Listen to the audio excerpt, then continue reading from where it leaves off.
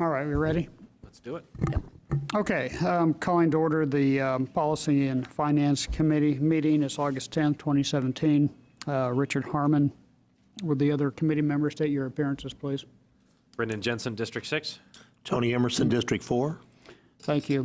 I'm calling this meeting to order, and the first order of business is to elect a chair of the committee. Are any motions? Mr. Mr. Emerson? Harmon, I'd like to nominate Mr. Harmon as the chairperson. Is there a second? Or is there another, are there any other motions? I would move to nominate Mr. Emerson. Is there a second? I'll second that motion. It's been moved and seconded that Councilmember Emerson be elected chair of the committee. Any discussion? All in favor say aye. Aye. Or raise your right hand. Motion carries. Mr. Emerson, it's your meeting. Thank you, Mr. Harmon. Okay, well, our next item of business is to approve the minutes from the December 27th meeting. So moved. A second? Second. All in favor? Aye. I was not at that meeting, so I think it'd be prudent that I abstain from that vote. Well, in that case, then I should abstain too, which means there will not be sufficient people to approve the minutes. Okay. You can go ahead and, Can I? Okay. yeah. Then As I'll- long as you read them and, Yeah. So it's been moved and seconded? Okay, all in favor? Say aye. Aye. Aye. Opposed? Motion carries 3-0. Next item of business is revision to Topeka Municipal Code, I guess Title 2 and 13, but we'll take them one at a time. And Mrs. City Attorney? thank you so much, Councilmember Emerson. So as you mentioned, there's going to be two sets of revisions that you'll be considering this afternoon. The first is to Title 2, and this is only partial. It is Section 2.25, or I guess Chapter 2.25, Chapter 2.30, and portions of Chapter 2.65, and there's one last one, I believe. Nope, I think that's it. So what you have before you is hopefully a chart that gives a summary of the revisions that were made that will hopefully help you as we kind of go through each of these. I'm not going to take a lot of time on them. Stop me if you have questions at any point. This was kind of started as a result of Mr. Braxton down the road wanting to get the utilities section up to speed. And as you know, we've been operating with basically a utilities department, but nothing in the code to reflect that there is actually a utilities department. So we thought, heck, we need to amend Title II to do that. So as we were going through, we saw a lot of work that could be done to helpfully improve the other references to the departments and some of the other items in here. Catherine Walter and Jackie Russell, the Human Resources Director, and I met probably 3 times for an hour or so to go through each of these, and I'll just kind of hit them one at a time if that's okay. Sure. Hopefully explain a little bit about what our thought process was as we went through. The first change would be to current TMC section 2.25020. Some of these have been renumbered and that'll be reflected, but I'm not going to really touch upon where they're going to be placed because that'll come at some later point in time. This has to do with, it used to be titled Approval of Employee Agreements, and we changed the title to state Approval of Memorandum Agreements in conjunction with the meet and confer process. Jackie in particular thought that this was a good revision because the meet and confer process is outlined in the statute, and we thought that references to employment agreements should be changed to memorandum agreements. Obviously, references to city councils changed to governing body.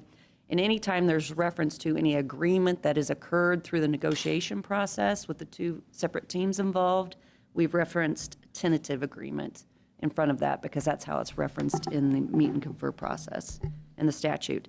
And I gave you a little packet of information, and that would be, the statute that's involved here would be A. It's marked bottom the bottom of the page A, so you can kind of see what statute I'm talking about, if that's helpful to you. It is, thank you. Okay, the next would be Section 2. This is previously numbered 2.25030. It deals with employee compensation.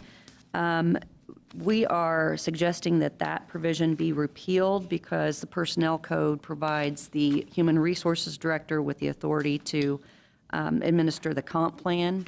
Obviously, the body has ultimate say-so because they appropriate the funds necessary to fund the comp plan through the budgetary process. But we thought this was more administrative in nature, and it probably made sense to repeal it.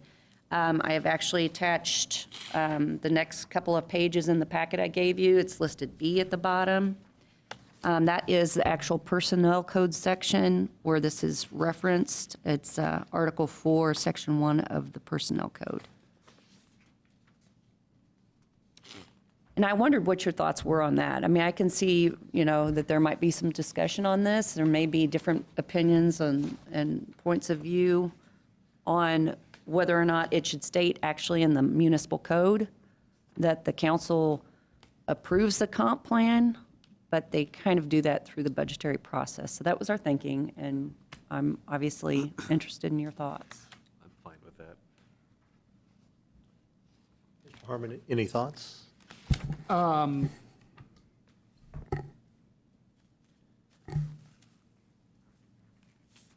Okay, Lisa, on this Appendix B, this is the Personnel Code? Yes. Okay.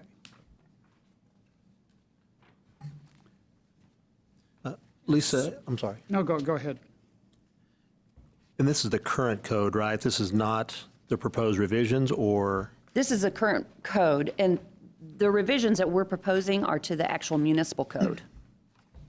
So this is Topeka Municipal Code. This is the Personnel Code. That's where Jackie Russell, as HR Director, her responsibilities are outlined with respect to the compensation plan. So basically, we're just going to, the personnel code point to, or the municipal code point to the personnel code. Right, we didn't believe that there was a need to have this specific provision in because it's actually the HR director that administers the comp plan. That's set out in the personnel code, but obviously the governing body has the ultimate say-so in the budgetary process, whether or not to fund the comp Ultimately, if we plan. don't like something, we'll just change the code. And so, So, Sure, go ahead. Thank you. Let me step back for a minute. Maybe this will help. Okay, we're talking about changes to Section 2.25. And that's city employees generally and not necessarily limited to utilities. correct, Okay, that's, okay, correct. all right. Thank you. Welcome. I don't have a concern about striking 2.25030.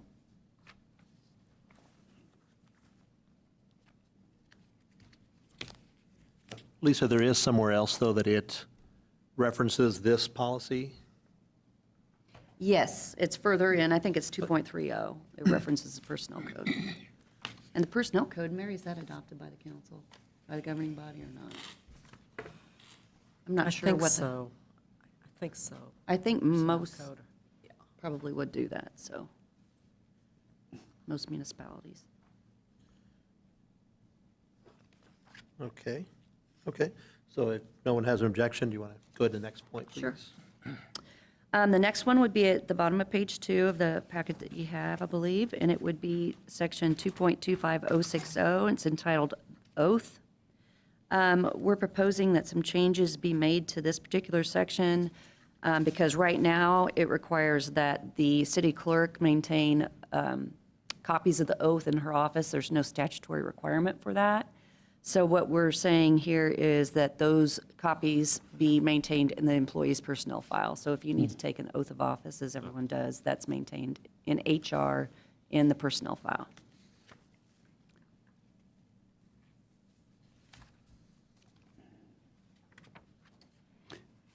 Go ahead. Thank you.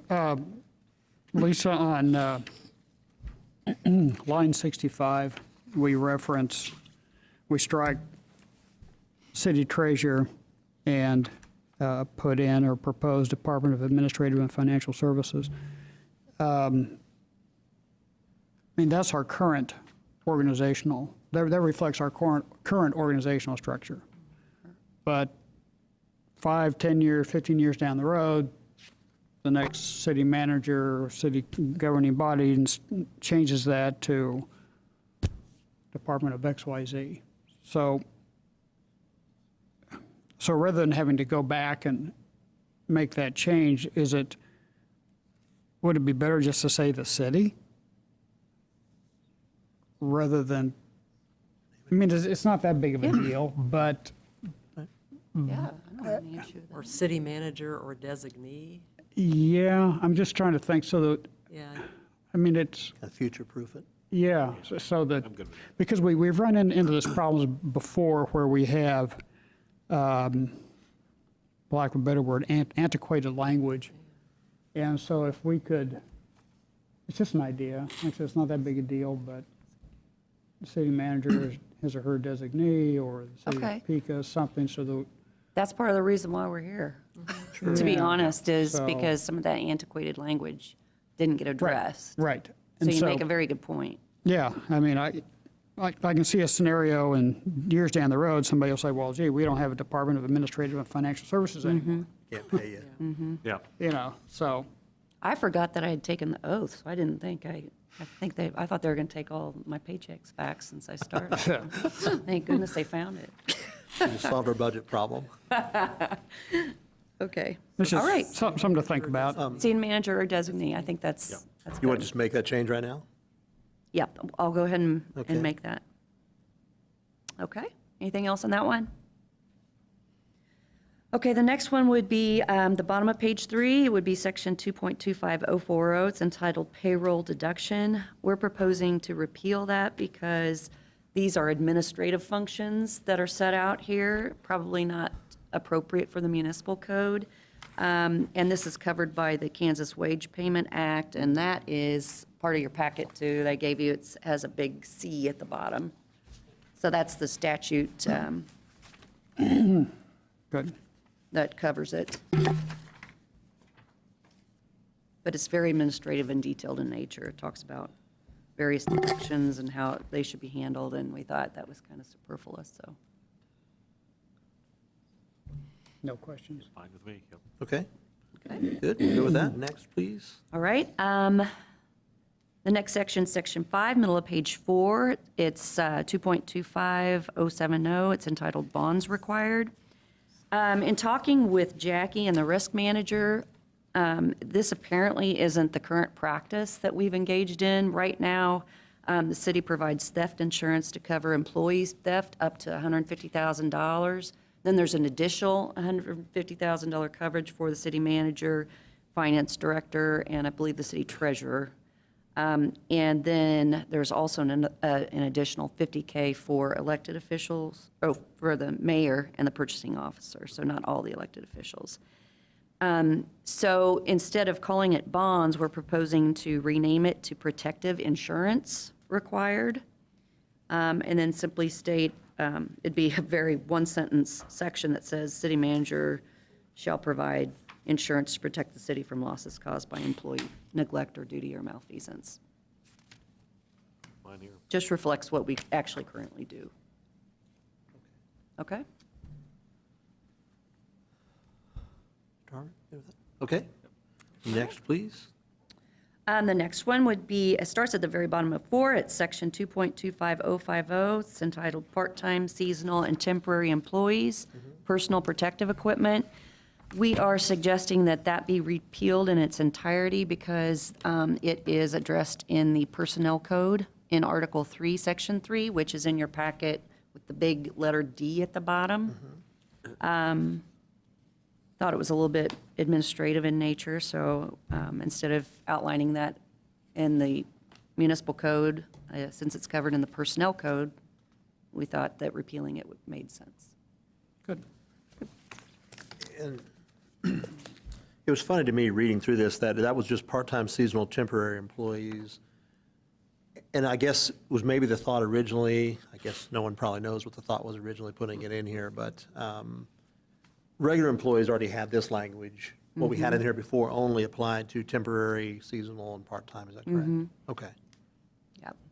And we'll need to, I want to circle back on that one too. I actually made a note to myself to make sure that the definition of employees that's in the personnel code actually encompasses seasonal and part-time, just to make sure. So I'll circle back on that one, and so just make a little mark, and I'll let you know on that.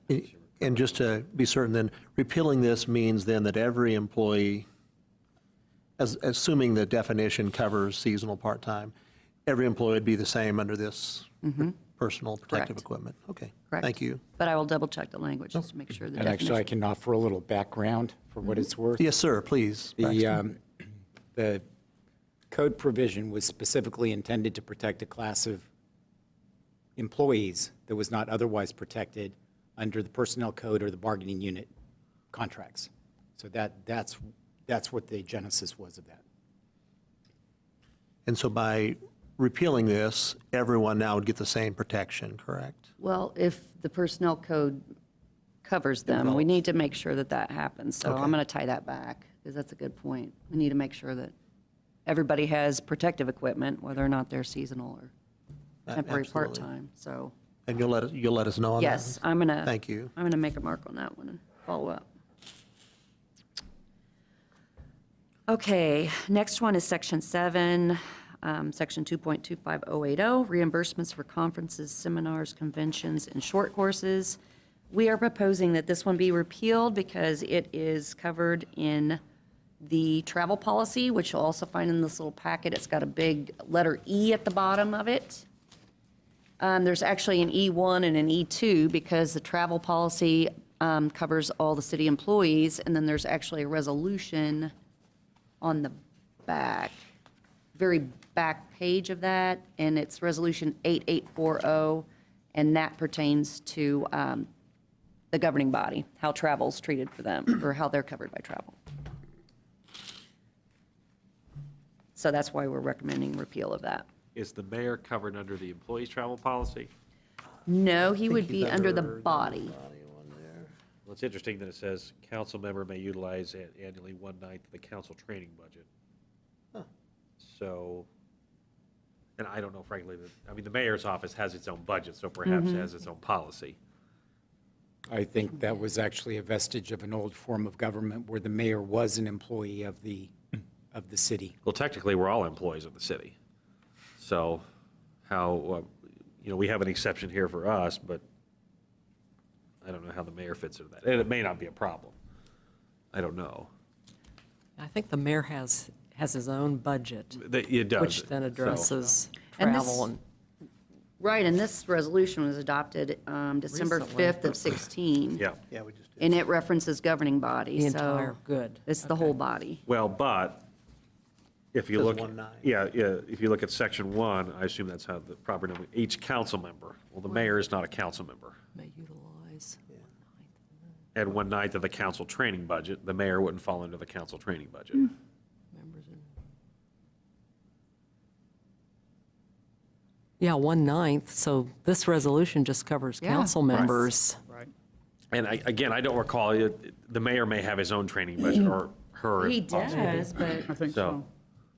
I would think Which the it'd be- policy would I mean- apply, or In should. theory, the mayor's training requirements would be different than a council member, so I would fully expect it to be separate. But I don't know how that fits into this broader Right. repeal of that. Seems to me there should have been probably something in here that references the mayor's budget and the council's budget as well. Wouldn't the same rule Well, I don't know if it apply? necessarily needs to be in this ordinance, but in this other one we're changing, if it references the personnel policy for training, then the council resolution, and then the mayor's training resolution. Well, Yeah, sure, Your Honor. absolutely. I'm thinking that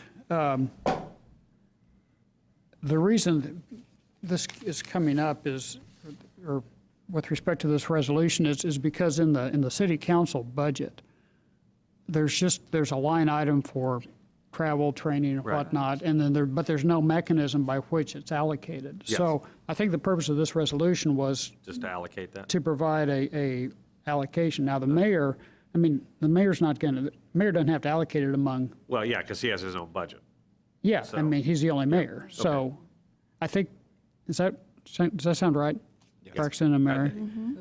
Why we did that, because we just have it, No, I believe that you're right on target, Richard. It was, how do you equitably right, allocate Right. the council budget among 9 people? Right. You can't let it be first come, first serve. One person could want to go to We did Tahiti this for their Yeah. conference and everyone else. gets Actually, to yes, go I to would. It'd be gone. by Wichita. right, right.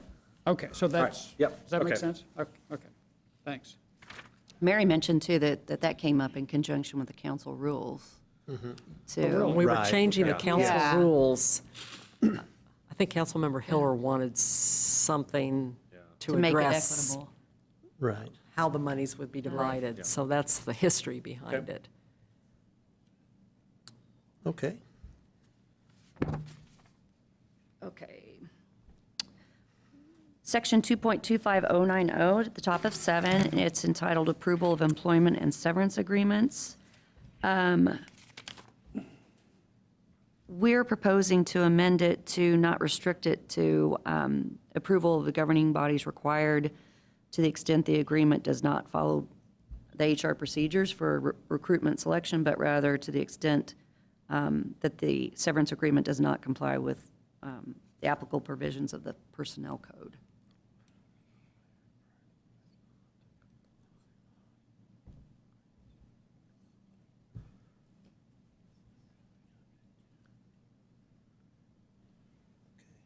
Sorry, if I can read through for a second, you know, no the old problem. language, I'm trying to figure out what it would have said before. So basically, what you're saying is, the governing body's approved an employment contract, so the only time the severance has to come before us if it's out of scope with the contract that we signed. If it doesn't comply with a provision of the personnel code, and then if, Well, employment contracts usually supersede the personnel code. well, and that's what this says, no severance or other payments beyond those authorized by state or federal law shall be made by a current or firm without prior authorization. So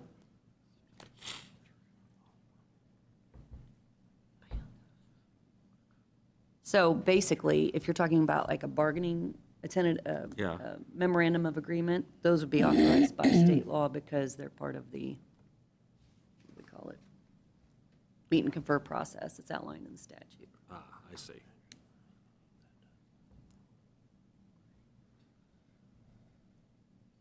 But this might be one you want to think about and maybe provide some input, because we're pretty open to suggestions that you might have. Well, the only thing I'm technically worried about is if something is out of the norm.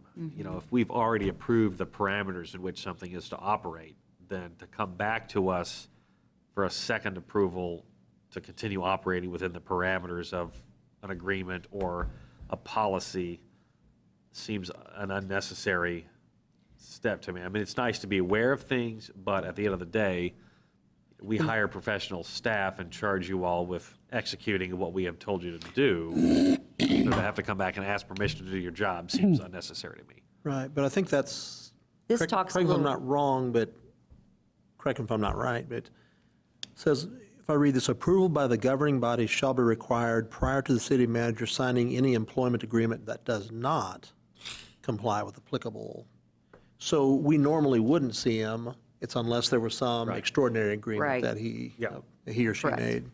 because A deals more with employment agreements and B is with severance payments. Which is staying the same as it is, Yeah. as has been. Chairman? Yes, sir, go ahead, please. So does the city personnel code address the processes for recruitment and selection? I looked at that, and it does not.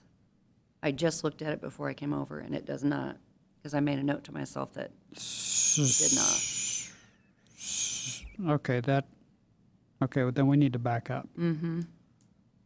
So what's the proper place for a policy like that? Is it in the municipal code or the personnel policy? Well, I mean, when Jim hired, Tim Wayne? yeah, what was the ultimate resolution of that? Didn't we pass something that, That was the recruitment and selection language. The recruitment and selection was covered in the personnel codes that I previously was involved with, but in looking through this right before I came over, because I was trying to tie back everything, it's not included in the city of Topeka's personnel code.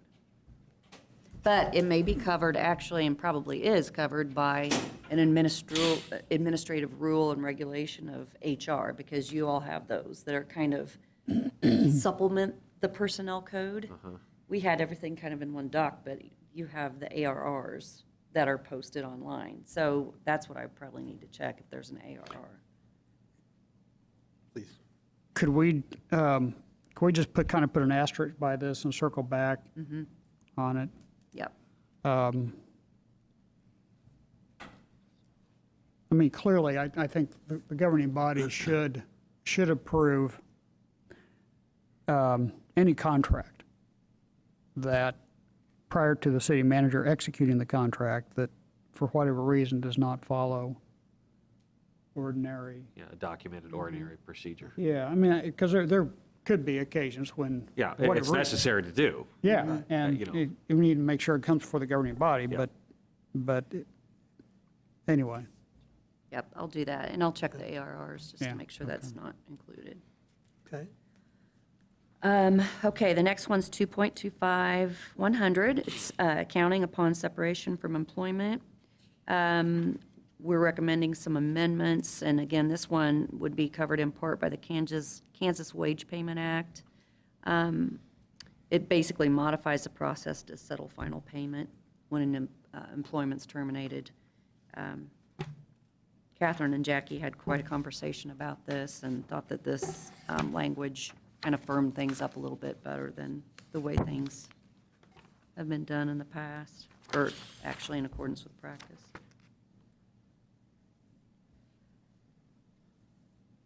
I had a question on this one too, which I probably need to talk to Jackie and Catherine about. They're at training today.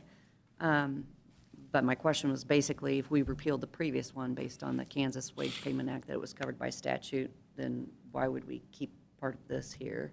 So it may have something to do with struggles that they've had with getting city equipment back on separation from employment, but I can check with them.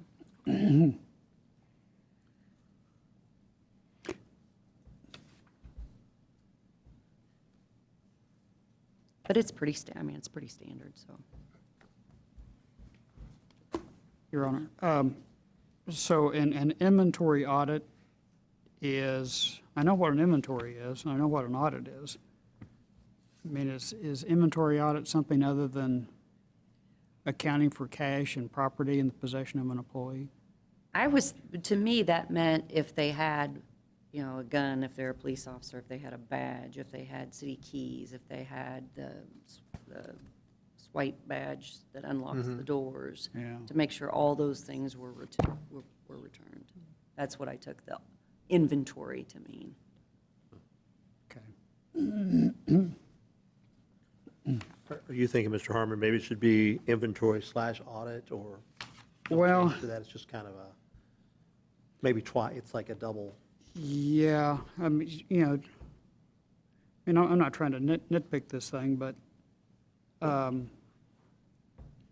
to me, an inventory is making a list and compiling of, personal, property, like gun, badge, keys, whatnot. An audit pertains more to financial money. So, an inventory/accounting, I don't know, audit? I don't know.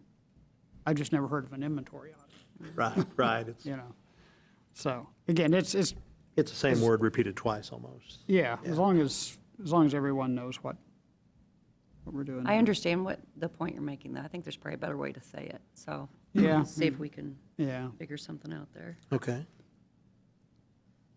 I mean, we don't have that many employees handling cash, do we? I don't know. Do Do you? I know municipal court probably, the folks out here and that take the dog water payments. licenses and Yeah. that type of thing. Do you guys take cash, Bob? And, Customer service group does, yes. okay. Okay. I can imagine there's police officers too that work undercover and stuff, they would have cash and stuff for buying. Yeah, okay. It's actually City Express, which Oh, kind of a branch of customer service. okay. Okay. Then we go on to page 8, and this is Article 2 Personnel Code. This is Section 2.30010. Right now, it's referenced as personnel rules and regulations, but that really is the equivalent of personnel code. And so we want to make sure that we reference personnel rules and regulations, but that we refer to it one way throughout, so there's not confusion as to, okay, what document are you talking about? So we reference the fact that the rules and regulations were adopted in 91, and that those are commonly referred to as personnel code. And hopefully that helps. The other piece is that I thought was important was to add a review, a more routine review of the personnel code. Yeah, because a lot of things that happened in 1991. Absolutely. Vice versa. Absolutely. We did an annual review in my previous life, and we had the risk manager and the benefits manager and all those folks there, and we just provided input and kept a running list of things to address when we did our annual review every year, because things, we had to change something every year. Laws change frequently, so Like it's just a pages worth good in idea to. 91. Yeah, so I thought that was important. I'm going to start every 2 years here and just see how it goes, but I thought it was important to try to at least do a revisit on a regular basis. The only other thing is the city clerk's required to, we're saying one copy, required to keep one copy of the code in her office instead of 3 copies. Because what people do is they come in, they say, can I get a copy of the personnel code? They just make a copy of it and give it to them. They don't need to have 3 official copies there, so. The next would be section 2.25110. This portion now, when we're getting to the bottom of page 9, this is getting into the departments. So what we've done here, just to kind of give a brief overview, as we go through each one of them, you'll see a common theme. We inserted some standard language into each of the provisions establishing a department with respect to the directors of each of those departments. So the wording basically is the city manager pursuant to Charter Ordinance number 94 shall be responsible for supervising and evaluating the performance of, and then whatever director that is. And then in most of them, it goes on to say whatever director it is shall be responsible for the overall performance and operation of that department. So we wanted to delete any references to like specific duties or responsibilities, because those are in the job descriptions that are on file with the Human Resources Director. And those change and should be able to change without having to go back and review or revise the municipal code. We didn't think anything that had to do with a specific job duty or responsibility really belonged in the code. So we've taken those references out wherever they are. So I'll kind of go through these fairly quickly. The first one's the clerk. She has just a couple of things that are probably more specific than what you'll find in other places just because of the duties that she performs. The next one would be on page 10. That's the legal department. We've separated that into an A and a B because another component of the legal department code provision is that outside practice is prohibited. So we wanted to keep that provision in there, and we thought it was important that that actually be in the code. Page 11, this is Financial Services Director. Mr. Harmon, go Oh, ahead. I'm sorry. Thank you. You were on line 234, city attorney shall be responsible for the overall operation of the legal department, which is good. It's a good addition, but wouldn't we want that same provision in the city clerk? Or is it in there and I've missed it? It's actually not in there, and I can't recall why we didn't put it in there. Okay, I I'm think just she's part of the it's odd because we don't have an executive department, but if you look at your budget book, right. there's an executive department. right. And it's the communications manager or media relations person, the clerk, and then the administrative assistant to the city manager are part of that. So I was thinking that might be why, because the manager is actually responsible for that department, but it's odd because there's no executive department.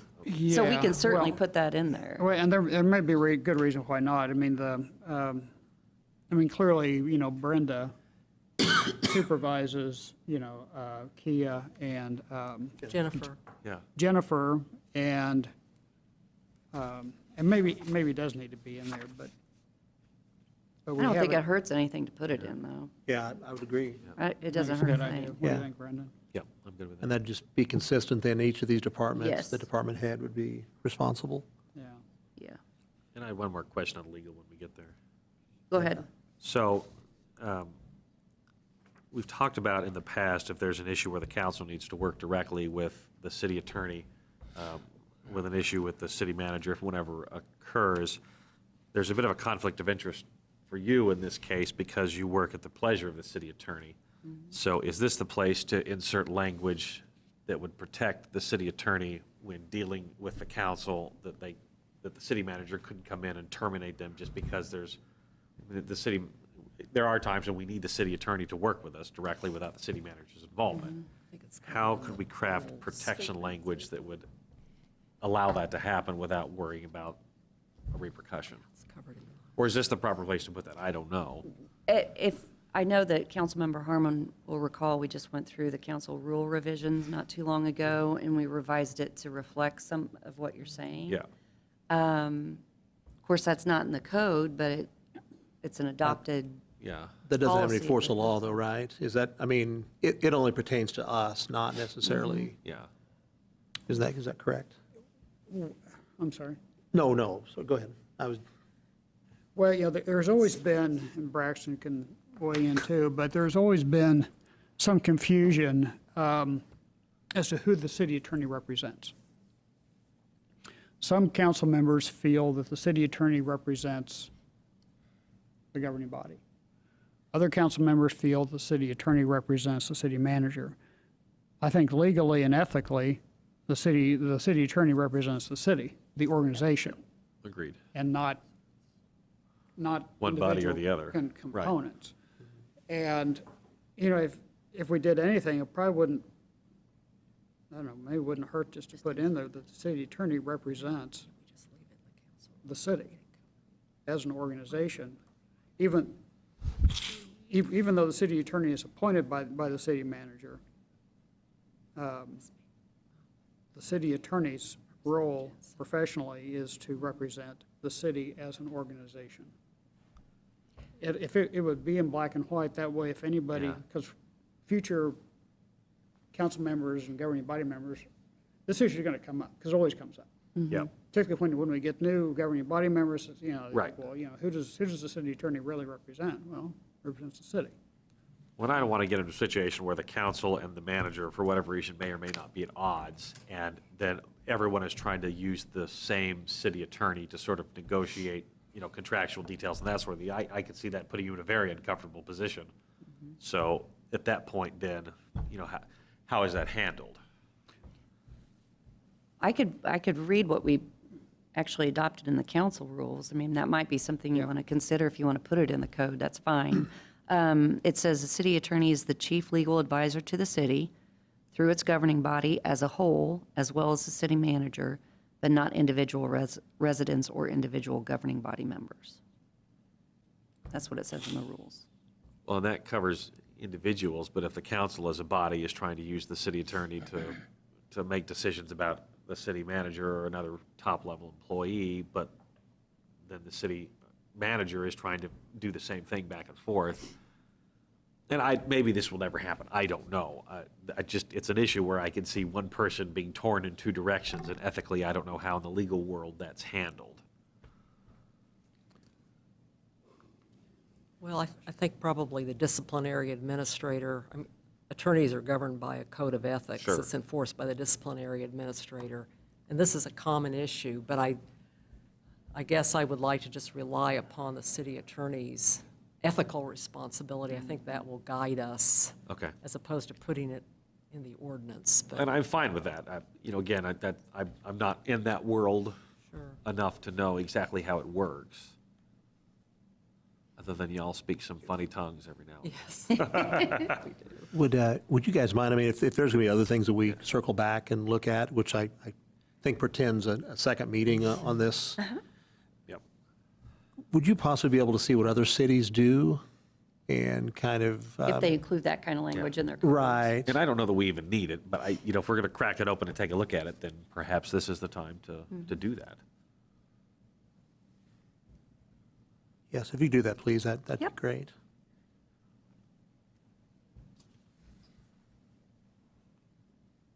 Sorry, bear with me. No problem. Okay. All right. Any others on legal department? Okay. Next one is administrative and financial services. Again, it's the standard language about referencing the charter and referencing that they are responsible for the overall operation of the department. This one has a subsection B because it requires the appointment of a city treasurer. Although, in looking at the statute that was involved, it's actually a statute for a first-class city, so we may not have to require or include this subsection B, so I can double-check that. But right now, it's in the code now that a city treasurer shall be appointed. And we don't really have that position in the city. They're treating Simon as that person, the individual who's in charge of accounting, chief accounting officer, but we've incorporated it at this point in time, at least. Can we just say those duties could be assigned to, the discretion of the city manager?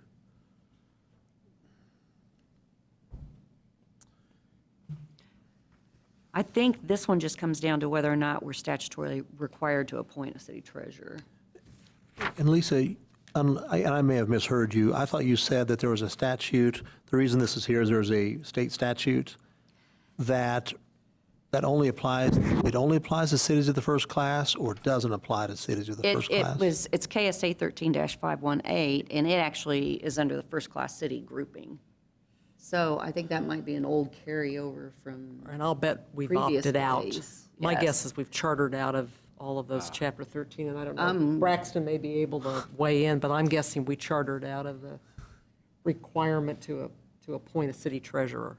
However, I can check that if you're not sure. Okay. You don't think so? And if that's the case, Okay. then we can eliminate subsection B. Eliminate But if B we're if- still required to appoint a treasurer, We can look at that. we folded it into the administrative services department piece instead of having it as a separate section, Okay. which is down here at the bottom of 11. So we've repealed 2.25140, which is a standalone city treasurer appointed, and folded it into administrative services. Okay. Okay? Excuse me. Sure, go ahead. Chairman. I did not realize that we were actually creating a administrative and financial services department, which makes sense now that I think about it. So since we actually are creating that department, I guess I'd like to withdraw my objection back to 2.25060, in which I urge that the Department of Administrative and Financial Services be deleted. So, because I didn't realize that we were actually going to create that department. So, Okay. is that okay? Yeah. With the indulgence of my colleagues? Works for me. Yeah. Change my mind. So that'd be on 3D, sorry, page 3. Right. Section D there, it would just, Yeah. it would just stand as is. I mean, Stand as. well, stand as typed. Yeah. I apologize. I No didn't problem at realize all. it, No problem at all. so. Okay. On page 12, 2.25150, it's And I'm sorry, Oh, I'm Lisa. so sorry. No, but this is saying that we do already have a city treasurer? Because B is there, but then underneath it, it says that section is hereby repealed. So that sounds like we do have a city treasurer? We don't have a position that's titled city treasurer. We have a person who performs what would be the functions Okay. of a city treasurer, and that's the chief accounting officer. So we in our don't code, have anybody we that's have a called position, but we city don't actually have somebody in that position. And again, I think that was in the first-class city statutes, and Okay. we'll just have to figure out Okay, if we opted out or not.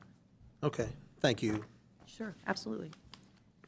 Okay, so Judicial Department, this is basically standard language, references the charter ordinance, and kind of adds a little bit more, saying that the judge shall be responsible for the efficient administration, operation, and delivery of all court services. I have a question on this that may or may not be a huge can of worms we want to open. When we went to hire the new judge that we have now, I got a lot of pushback from the community that that was an executive decision that had no elected oversight. So there's a lot of people in the community would like that to be a nomination that's ratified by the council, so that there is input from the community as to who is in charge of our court system and ultimately sending people to jail.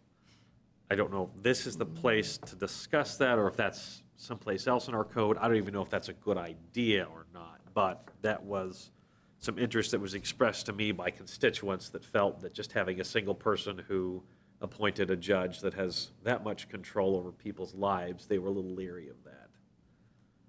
So, for what it's worth. I think the charter ordinance would preclude something like that, changing the ordinance. The charter ordinance is pretty clear that the city manager Okay. hires all employees. And the municipal judge is just an employee of the city. He's not like a judge over in the district court. No, but judges here do have the authority They to do. do a lot of things to people, and there was, and I'm just True.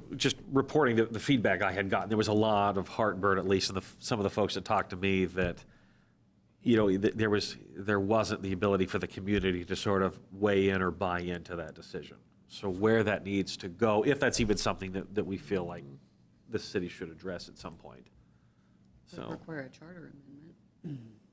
Yes, it would. okay, and that's fine. Again, Yeah. I don't know So- enough about it one way or the other, but that was just some of the conversations that we had had, so. Obviously then it's something that could be done, but you have to have a charter Okay, amendment. okay, sure. So if that would happen, then at that point, this would also have to be changed, or would that just be handled at that level?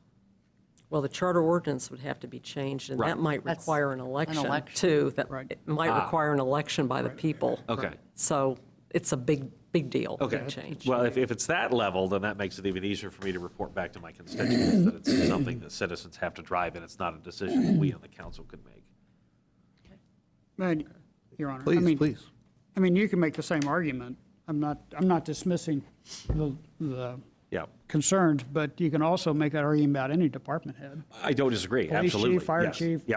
you yeah, know. Yeah. I At mean- what level do you want that? I mean, again, Yeah. the point of hiring a competent city manager who is a professional and expert in their field Right. is to assume that they have the common sense and ability to make rational decisions about employees and that sort of thing. Right. So, Right. yeah, I completely agree with all of you on whether or Okay. not it's a good idea, so. Okey-doke, Cool. thanks. All right, thank you. Right, the next one's Department of Human Resources. It's pretty milk toast as well, standard language in there. Quick question on that. So the modern nomenclature is human capital, not human resources? Just saying. It is. Yeah, do we want to say human capital? In the early 90s, we had to change personnel Yeah. director to human resources Oh, really? director. and now Yeah, it's- so now it's human capital, so. It'd be my preference. I like human resources. Human I'm capital. agreed, I'm almost just sounds saying like that's what something- the industry term is now, is almost human sounds like capital. something somebody buys Listen, in themselves. 2022, they're going to have this great new idea, just shorten it to personnel, and we'll be back around again. So, for what it's worth, that's what people are using nowadays, I don't know if we want to use it, but. Okay. The next, bottom of page 2, 2.25170, Public Works created. This has kind of got the same standard language. It also is kind of the same situation that we had with administrative and financial services, where you had the appointment of a city treasurer. This, there was a separate section in there, 2.25180, that talks about city engineer position created. So we folded that up into the Public Works Department because that's the director who selects the city engineer. So we eliminated one provision, but just folded it up into the other. Any questions on that? Okay. The next one, top of page 14, Department of Information Technology. That's really just the standard language added, referencing the charter amendment or charter provision. The next one is Department of Neighborhood Relations. That has the standard language, but it also has, I think it's called enforcement officer appointment in there. It's kind of similar to the treasurer and the engineer. And that one is statutory, the appointment of an enforcing officer. That's on this big F at the bottom of the very last page of that packet I gave you. That provides the statute that requires the appointment of an enforcing officer. Isn't that code via compliance, ordinance. though? That's code, oh, that's right, because code compliance is there, never mind, I'm sorry. Right. Going back to when code compliance was out of the police department. Right. So that's the subsection B in lines 340 through 342. Other than that, it's pretty standard. Next one is Planning Department created. This has a standard language in it, but it also, if you'll look, back a few pages on page 18 in lines 415 to 436, there's also a provision there that used to be 465.110, and it's also called Planning Department. But, and it outlines lots of specifics in there with regard to what the planning director does. So again, we took all of that out because all of that should be contained in the job description. Plus, 65.110 really pertains to the planning commission more so than the planning department and director. So we just took that out and plugged it into whatever it is, 2.25210, condensing it back to the reference to the charter ordinance and the very condensed responsible for supervising and evaluating the performance. I think that's about it on that one. Any questions on that one? Because I know that Councilmember Emerson had called and said, are we eliminating the planning department? Right. When he I saw the didn't see the total first thing, repeal yeah. of 2.65110. I'm like, no, we're just taking out the part that talks about the department, where it talks about the commission, and putting it where it needs to be in 2.25. Hey, Lisa? I'm sorry. Please. Before I forget, let's go back to the Public Works Department. Line 302 says, Director of Public Works shall appoint a city engineer. I mean, technically, that's not, city manager appoints a city engineer, right? Right, and unlike this, the treasurer was contained in that first-class ordinance, or first-class statute, and the enforcing officer was statutory as well. This one, I couldn't find any circle back to a statute that required the appointment by the Public Works Director of a city engineer. So at this point, I think we could delete it, but it was in there to begin with, and I just need to figure out if I can find out historically why. Well, I mean, it's, obviously, we need a city engineer. I'm not disputing that, and they need to be professional civil engineer, but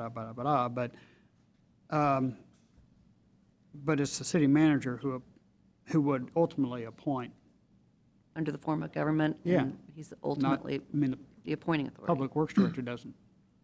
Obviously, he or she is going to be involved in the selection, but the Public Works Director does not have the authority, except through the city manager, to hire a city engineer. Was that one of those where we have somebody who's carrying out the job functions without a title? I don't think so. Richard, could I offer a thought please. for your consideration? Please. Historically, the city engineer has always been an employee within the Public Works Department, typically at division head level. Under the current form of government, the way we have it set up, with the city manager hiring a department head and the department head being responsible for hiring, promotion, development of all of their employees, it would be the Public Works Director that would have that responsibility of hiring a city engineer who still to this day would serve as effectively as a division head within that. Okay. Okay. Thank you. you think they're good as it stands, as written? You know, I mean, I don't, it's fine. I just, I can anticipate. Well, that's fine. I just wanted to point that out. I don't think there's any, I don't think our Director of Public Works would ever hire somebody outside of the, City manager. yeah. Is there a reason the Director of Public Works would not be him or herself the city engineer? Yes, I'm sorry. Please, again, speak freely, please. Yeah. You know Jeff White, Columbia Capital Management? Uh-huh. He used to be our Public Works Director. Ah, Doesn't have to be an engineer. Yeah. true. So I'm not saying that. I mean, I think it's best Yeah. if the Public Works Director is an engineer. Well, and so that's what I'm wondering, is that, do we want to go that route and just say they would be the engineer and then therefore must be a civil engineer? Are you talking about somebody who's running that department? You want someone with the That'd be job- skills? That'd be the job description. that. Right. Do we even need section B? Well, and so really- that's, I don't- that's the Well, that's what follow-up Lisa's- question to what I I was don't think just- we do because I think that's the Statutorily. one that's not statutory, Okay. and I don't know why we do. It was just in the previous, carryover from the previous, and it's, I'd if say it's not accept that and let's statutorily have flexibility required, where we need I it. think we should delete it. May I just Please. offer a suggestion? Before making a decision to delete that section, you may want to take a very hard look at all of the code sections relating to public works. I know when going through the utility section, it was replete with references to the city engineer. I'm going to guess that in the public works sections, you probably have many sections that would talk about the city engineer being specifically responsible for adopting the city's technical specifications, et cetera. So you might want to take a step back and take a look at that before making a decision to repeal that, because I think that that would have a ripple effect through the rest I of the can see code. that. So we just need to reference some specific person that's ultimately responsible for ensuring that, That there's a whether that's the engineer or city manager designee. Or actually, I think it would be probably the Public Works Director Well, or his or her true, yes, designee would be yeah. the way to remedy that, but I think that there would be many Places you had to- additional code sections. Had to update and change. Yeah. The 150-page beast could grow. And the contracts too, all the contracts that I sign, it's always a city engineer that's, is in a lot of the contracts. But we're not getting rid of the city engineer position, we're just getting rid of The reference in the code. Director of Public Works shall appoint a city engineer. We're not removing Oh, the you're- position you're- of city engineer. Then thank you, Mary, that's a very good point. You're just simply not specifically addressing it in that code section, leaving it to the discretion of the Public Works Director. You're not affecting the position. Right, we've still got a city engineer, but we don't need to say that that Public Works Director appoints the city engineer. I don't see why we need that provision at all. Unless it's required by statutes. Yeah. And Which I'm you're gonna- not aware of any statutory requirement for that. Okay. Oh, okay. Your Honor, Yes, can please. we take a break? Absolutely. Can I take a break? Yes. Can we take a 5-minute break, please? We don't have to vote on that, do we? I think so. I don't think-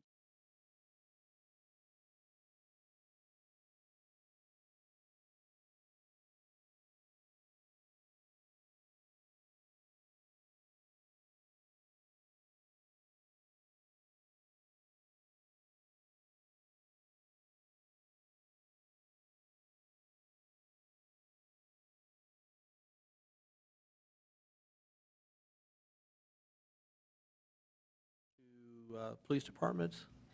We are at Parks. Oh, yes, okay. About middle of page 15, 2.25220, Department of Parks and Rec. We are recommending repeal since the city no longer has that department. It resides at the That county. would be a great idea. Next would be 2.25230, it's Police Department created. Again, you have the standard language for both it and the Fire Department, 2.25240. But there's just a little phrase added at the, on that last sentence in both of these public safety provisions, and it talks about that the fire and police chiefs shall also be responsible for the discipline, good order, and proper conduct of members of the department. That might be just some kind of public safety verbiage that they like, so. Next would be the enforcing officer designated. Again, that ties back to the neighborhood relations director. We folded that in with that section, so that's why this one we recommend repeal, because it's addressed in subsection B under neighborhood relations. And then we have Department of Zoological Park, 2.25260, basically very standard language. And then this is a new section, 2.30120, and it is Utilities Department created, which is kind of how we got into this revamp of Title II. Sure. Needed to add in the Utilities Department. 2.35010 is Consumer Protection Division. We're recommending repeal of that because the city no longer has a Consumer Protection Division or a Weights and Measures Inspector, either one. So we recommend repeal. And then the final one is the one that we've talked about already. It's the deletion of Planning Department reference in 2.65110. Okay. Because that deals with Planning Commission instead of Planning Department. So we wanted to separate the two. Okay. And that is all I have for my piece.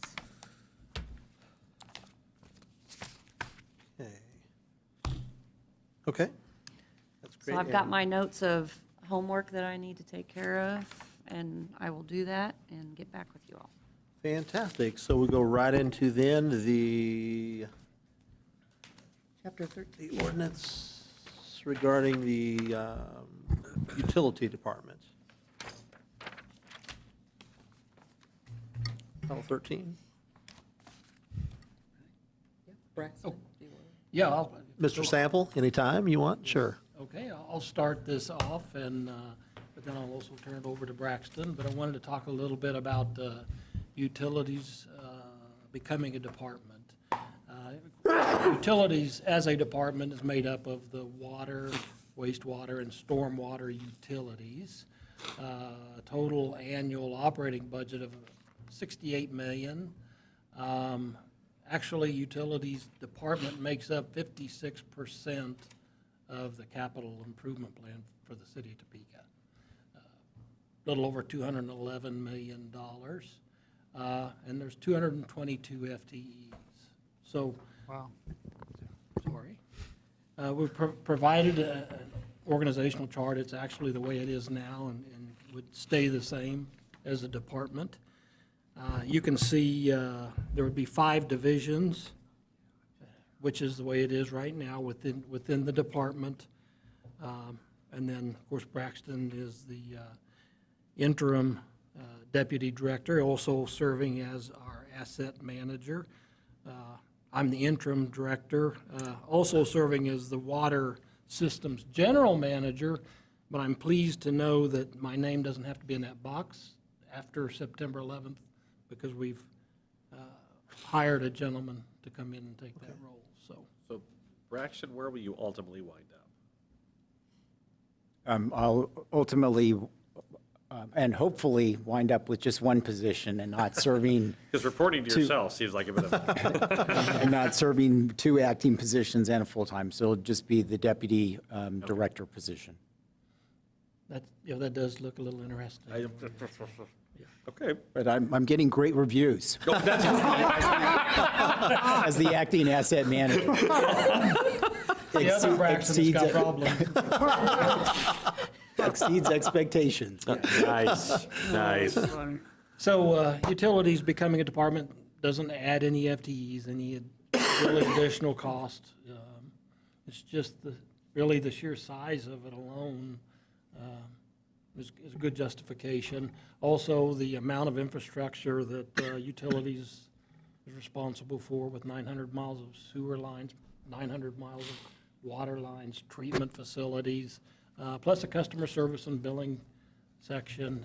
Just a lot of infrastructure, a lot of different type of infrastructure, and really just a wide variety of skill sets that it takes to manage the utilities department. And if I might, Mr. Chair. Sure, please. We're basically functioning like this now. This is just formalizing what's already happening, essentially. Is that what I understand? Yes, that's correct. Okay. Yeah, this org chart right here is how we're, So what's We're the operating. downside of having a single department rather than all of these split out? I really don't see a downside Okay. to it at all.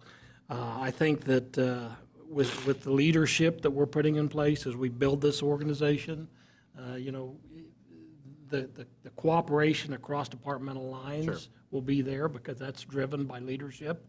I think our relationship with Public Works is stronger now than it's ever been. Coordinating projects, street and water line projects. So in my opinion, I do not see a downside. Certainly would like to get. So besides streets then, so is this under Public Works then, or is it on the same level as Public Works? This would be the same level as Public Works. So Public Works would really just be streets essentially then? Well, in Not to streets, downplay. engineering, yeah, there's. Fleet, Okay. building maintenance, all of that still is within Public Works. Parking, Public Works has currently a very large area that it spans. Taking utilities out, I think in fairness, makes Public Works easier to function because it's It's a three bit of a huge smaller, areas yeah. that they no longer have to work Sure. on. Also, the other thing I'll point out is utilities absolutely is enterprise funded. Right. Whereas Public Works does have some enterprise funds, but a lot of it is general fund. Okay.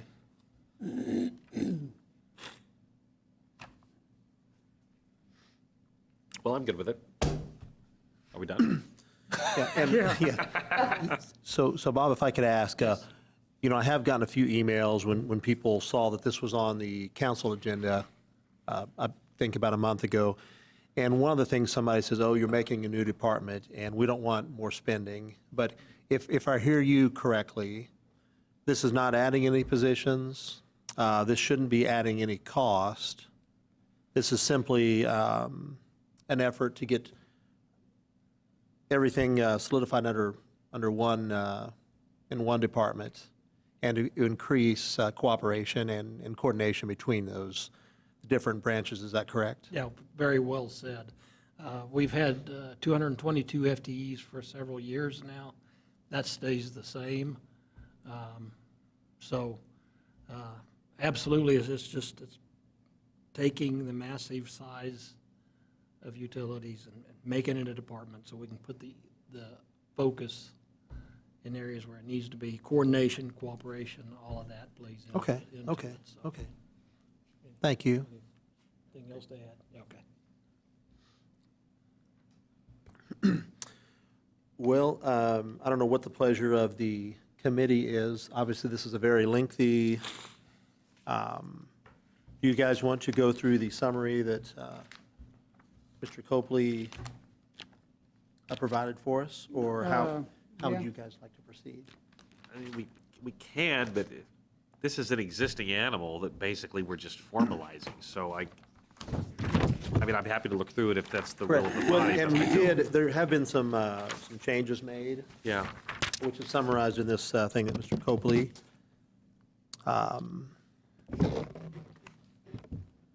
Just from a, if I can, from a 30,000-foot viewpoint, Please. without even going into my short memo that condensed 150-page ordinance, just overarching, the ordinance accomplishes a handful of things. First is that it changes the references to utilities as a division and basically makes utilities a department. The second thing that it does, the second large item, is makes several revisions, changes, amendments to our industrial pretreatment program. And these are all driven by the EPA and to a certain extent KDHE. Then there are a handful of other provisions that we attempted to clean up. For example, billing, we had references to billing being done on a monthly or bi-monthly basis. Well, basically, we bill on a monthly basis. There was no reason to leave the bi-monthly billing provision in there. Another example is we prohibited anyone from making taps on our water lines. Well, approximately a year ago, we made an administrative decision for efficiency to allow licensed contractors that were doing work under city contracts to make taps for inch, inch and a half, and 2-inch meters under the direction or supervision of one of our inspection staff. So those are some examples of cleanup items that we saw as we were going through. But again, the biggest part is utilities as a standalone department, and then changes that the EPA requested us to make relating to industrial pretreatment. And I am happy to go into any of those in much greater detail if you'd like to discuss. Well, I mean, I want to reflect on what Braxton said about the 30,000, or maybe it was Bob, but, I mean, overarching, without getting into the details, the utilities section is an enterprise fund, unlike other areas of the city. It probably has more interface with state and federal rules and regulations than any other department. As such, it requires a greater level of expertise, both at the leadership stage and the management stage, than perhaps used to be. So I think there are justifiable reasons why it should be a standalone department and not just a division. So I'm comfortable with the policy recommendation. I don't see a particular need to get into the grass or the weeds, so to speak. But overall, I think it's a wise policy move, and will improve the efficiency and effectiveness of the utility services that we provide our citizens. I see you're the interim director. Would you then become the actual director?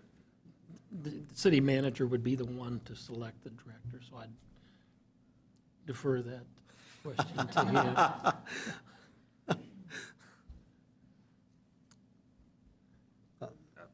I'm good with this. It sounds like this is a wise decision, and Yeah.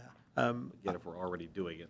I will say, for purposes of my colleagues here on the committee, you probably yesterday received an email from Mr. Copley.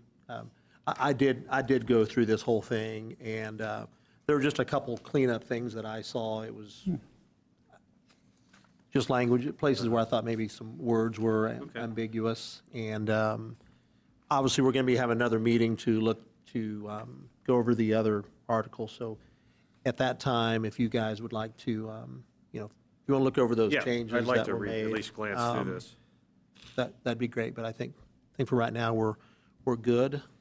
And Just, if I may Go ahead. add, there are two sets of changes to the ordinance. There are a number of amendments you'll see in a single underline format. Those were the ones that were originally presented to the governing body at the time the recommendation was made to remand this to committee. Then you'll notice that there are another set of changes to the ordinance, either underline or strikeout, that are done in a double underline or double strikeout fashion. Those changes were done subsequent to the introduction of this item to the governing body, and prior to this committee meeting, you'll see that the vast majority of those relate to the industrial pretreatment, and those were additional comments, concerns raised by the EPA that we got after this item was given to the governing body. It took a few weeks to get through it, EPA to get through it, us to make those and get back. And I will say that on Monday, I received word from the EPA that in their language, the ordinance as it sits right now is approvable from the EPA's perspective. Good. okay, great. Yes, Good. so and KDHE also the following day basically gave their consent as well to this ordinance. So we've satisfied 2 of the oversight agencies with the changes we've made to the industrial pretreatment. Excellent work. Great. Good. Great. Thank you. Are there any other items anyone wants to bring up? I guess the one thing we need to do is schedule a follow-on meeting to finalize both of these. And is that something, I'm sorry, I'm forgetting the process. Do we do that right now, or is that, Liz would. okay. So Liz, if you could coordinate a time, how much, is there a, Mr. Copley, is there a timeline to when this needs enacted? I mean, for EPA or KDHE compliance? We know that the EPA will either come in at the end of this year or beginning of next year, more likely in 2018, to do their audit of our industrial pretreatment program. One of the critical things they do as part of their audit, besides doing an inspection, is they ask for all of our ordinances and policies. So it's from my perspective, by the end of the year would be Okay. would be excellent, if not a little before then, to have this codified. Okay. So it's not, you know, in fairness, I'm not going to tell you I need it next week, because Right. reality of, by the end of the year, I think we'll accomplish our needs relating to the EPA. In that case, then, Lisa, let me ask, how much time do you need to do the research on the few items of the Title II ordinance? I could do something, we could do something the week of the 21st, or we could do something the week of the 28th. I think either of those would be fine. Okay. Liz, then, can you, within those parameters, then, get with us either the week of the 21st or the week of the 28th? Okay, great, okay. Well, seeing no further business before the committee, we're hereby adjourned. Thanks, everybody. Excellent. Thank you. Good job. Excellent work, Yeah, Mr. Chair. yeah. Yes, thanks.